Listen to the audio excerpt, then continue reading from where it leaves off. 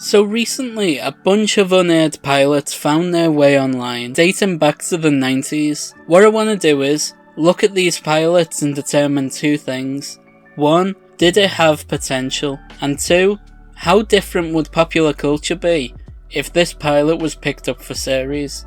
Today we're opening up the pilot vault and looking at the pilot for a show called Single White Millionaire, a 2008 unaired pilot. This one stars Fred Savage from The Wonder Years and The Grinder. He plays a millionaire in his 30s who decides it's time to settle down. It's written by Ricky Blitt, one of the Family Guy writers. He sold a bunch of different pilots that were usually just about himself and how he was a bit of a late bloomer in life. One of these pilots was Blitt Happens, which he actually starred in, and apparently it's dreadful. Leave a comment if you want me to watch that pilot. I'll suffer through it so you don't have to. So, going off the title, I'm wondering if it's meant to be part of a pun on the movie Single White Female, which I hear is great, but I've never gotten past the first 20 minutes of it. It's a bit of a slow burn and I don't have the attention span. God, I sound like a zoomer. Maybe if I put a clip of like Subway Surfers in the corner next time I try watching it, see if it helps me attention span. Right, let's give this a watch. We start the episode with Fred sat on his couch, watching hockey with his cat. He gets a call from his mother, who tells him that the last unmarried friend of his from school is getting married, meaning he's the only single one left. Enter his friend with an interesting catchphrase.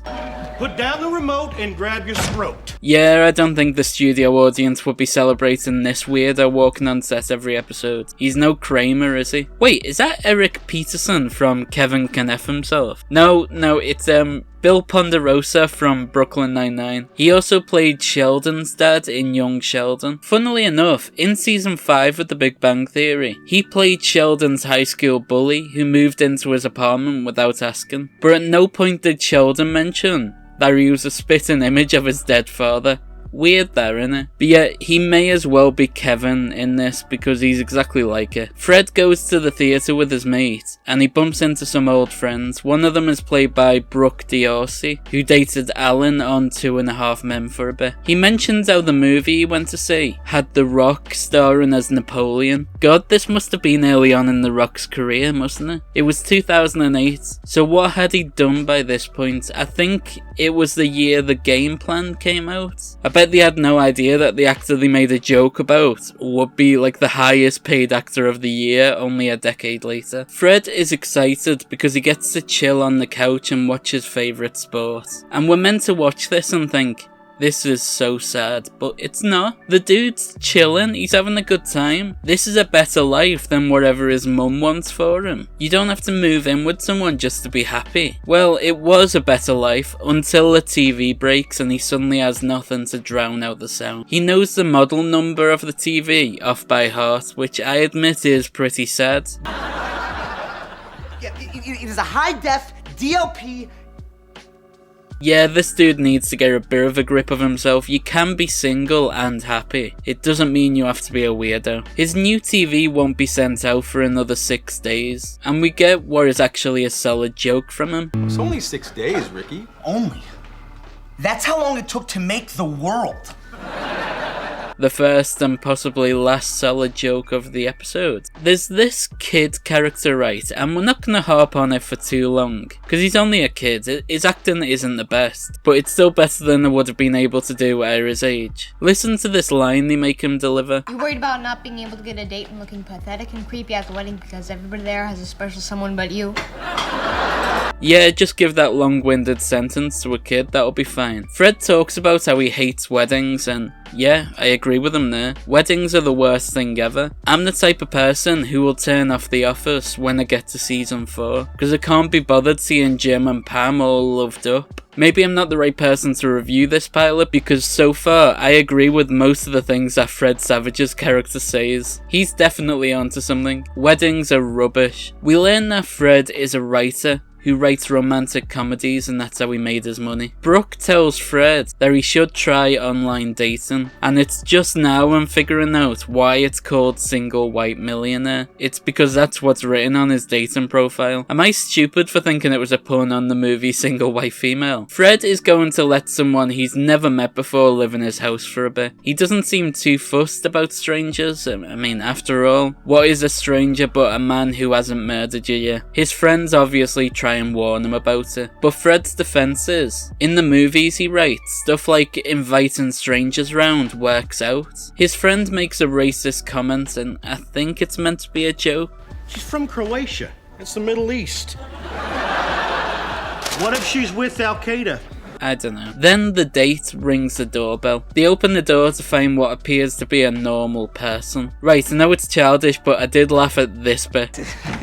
Immigration, I'm here to strip search all Croatian females. I know that's not a very funny line, but it took me by surprise how he just runs back in the room after apparently leaving. But you can see the type of humour this show is going for, and it's meant to like shock you more than make you laugh. I mean, he's a Family Guy writer, isn't he? That says it all, really. Fred really wants to make a good impression with the stranger, because he wants a date for the wedding, and he steps on his cat by accident while going to the fridge, but he doesn't apologise to her. That's a bit cruel, isn't it? That's like his closest friend. Fred and the woman sleep together, and what are we meant to take away from this? The joke seems to be that Fred is great at sex. I'm not sure what's funny about it. He then brags about this to his friends. This is our main character, people. And then he goes back to his apartment where he tries to connect with the woman. We then get what I believe is officially the worst written joke we have ever encountered on Pilot Vault, which is an insane statement considering some of the crap we've encountered.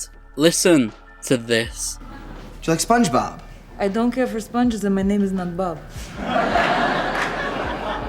What was that? That's not a joke. What's the joke there? It's just the woman is foreign, so doesn't know English very well. It's so weird and unfunny. Fred then says this. I love kids. It's Clip there. It reminds me of The Office when Michael named his dating profile something that he thought would entice women. I need a username. And I have a great one. Little Kid Lover. That way people will know exactly where my priorities are at. The woman then tells Fred that the TV delivery guy showed up, but she sent them away, telling them to come back the next week. This is the final straw for him, so he kicks them out. Fred looks at his friends dancing and comments on how he wishes he had what they have. Sheldon's dad then makes a comment about divorce, saying how most marriages end up in divorce, and then they make a joke about how he just made it up. But that was in 2008. Because of lockdown and stuff, married people had to spend more time with each other. And as a result, a lot of them have got divorced, so I'm pretty sure that statistic is right now. Over 50% of marriages do end in divorce. Mad how much can change in 15 years. That real statistic was a joke back in 2008. Then Brooke reveals that she was the one who broke Fred's TV. She removed a piece from it so he'd have no choice but to try and find a woman. He's rightfully annoyed at this. She had no right to meddle in his life. He was perfectly fine without it. Off screen, when this conversation was happening, the creepy friend was pepper sprayed. God knows what he did. We've seen him be racist, sexist, and creepy on screen. God knows what he said to the woman off screen, where the censors couldn't get him. Fred forgives Brooke for what she did. I'm not sure why, because what she did was wrong, but it's a sitcom and we need to set up future storylines. One of them being a will they, won't they between Fred and Brooke, despite, you know, her being a married woman and all, but that doesn't matter. It's Fred Savage. I'm sure she'll leave this perfectly happy marriage for him. So where does this pilot rank among the other unaired pilots that we've talked about? Well, it wasn't good. I'd go so far to say that this was absolutely terrible. The jokes were poorly written and the characters were all over the place. It has truly earned a spot right down there with the Mr. Ed reboot and the Psycho sitcom. Right, are there any other unaired pilots you want me to talk about? If so, let me know in the comments and subscribe. Help us get to 4K. Well, there you go. Bye.